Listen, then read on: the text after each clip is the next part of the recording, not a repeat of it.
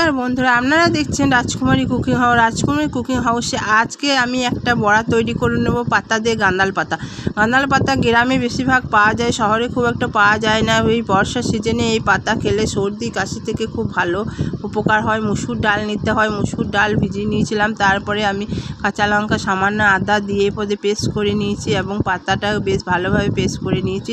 ওই পাতা এবং মুসুর ডালের মধ্যে পরিমাণ মতো নুন, হলুদ দিয়ে বেশ ভালোভাবে মাখিয়ে নিতে হবে। ওইদিকে আমি একটা চাপিয়ে দিয়েছিলাম কড়াতে ভালো হয় না, এরকম ডিম ভাজা যে ট্রেগুলো পাওয়া যায় ওইগুলোতে বেশ ভালোভাবে হয়। এইভাবে মাখিয়ে নিতে হবে ভালোভাবে মিশ্রণটাকে। তারপরে এই দেখুন আমি তেল দেওয়া হয়ে গেছে, তেল গরম হয়ে বড়াগুলো এক একটা করে ছেড়ে দিতে হবে।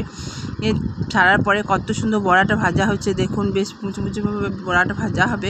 এই দেখুন উল্টে নিচে খুব সুন্দর ভাজা হয়ে যাবে। এইভাবে বড়া তৈরি করে গরম ভাতে খেতে খুব সুন্দর লাগে এই গাঁদাল পাতা বড়া।